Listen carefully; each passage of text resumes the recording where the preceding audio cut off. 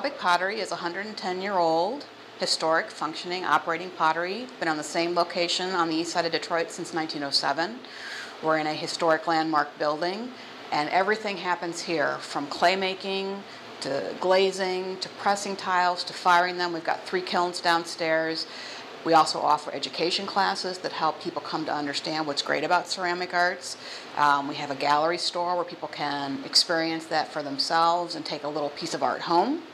We've got exhibition space where we highlight the latest and greatest world-renowned ceramic artists. And we have a historical museum that talks about the legacy of Mary Chase Perry Stratton, who's our founder.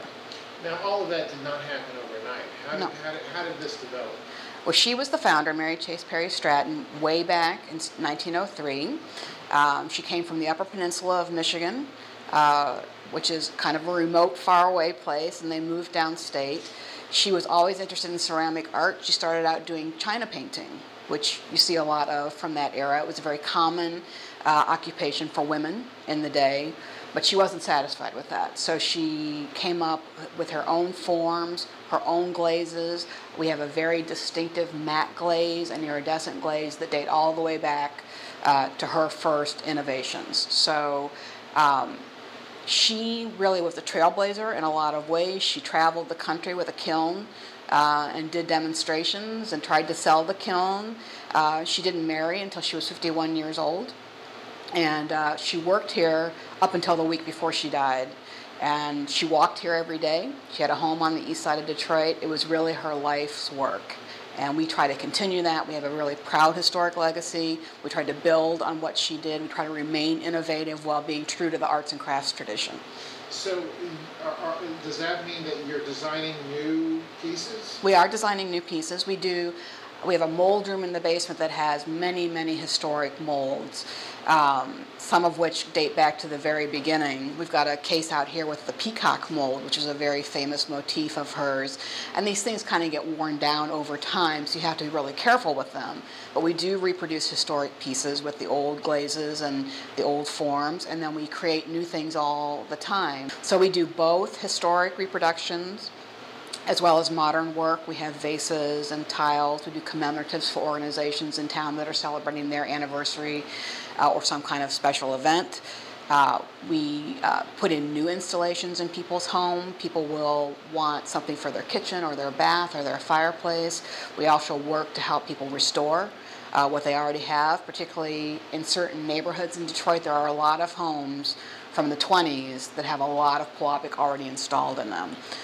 Schools, churches, the Detroit Institute of Arts has a Pewabic installation. The National Shrine in Washington, D.C. has a huge Pewabic installation. So we're interested both in preserving those things as well as carrying it forward into the modern era. We're what's called a 501c3 nonprofit educational organization.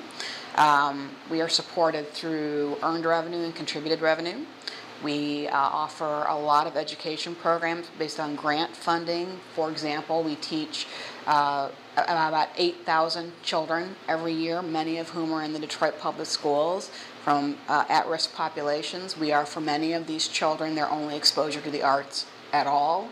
And we go to the school, let them get their hands in clay, we talk to them about color and texture, and it really is a transformative experience for these children who now believe that art can be part of their life. So that's a really critical piece of the nonprofit mission here, is the education programs.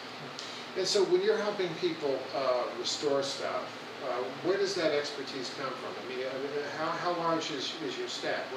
We've got about 47 people here. That's a lot of people. Yeah, it is a lot of people, many of whom work in the fabrication unit where the work is actually made. We have designers on staff who have a good sense of the history of the products and the forms and the glazes. We have many people who've worked here 20 years or more who really know Pewabic well.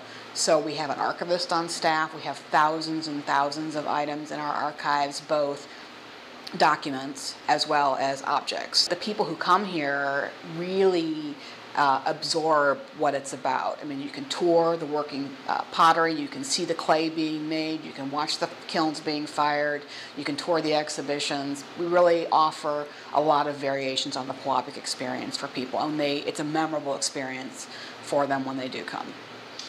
What's your view of what's happening in Detroit now? Well, we've been on the east side of Detroit since forever. Originally, we started out on a different street on the east side. We've been in this facility since 1907. We are the only arts and cultural organization on the east side of Detroit. We are an anchor on this side of town. We bring more than 30,000 people here every year who may otherwise never have come to the east side of Detroit, may not have come to Detroit at all. We really feel like we have an important contribution to make to the revitalization of the city, and we're very committed to doing that.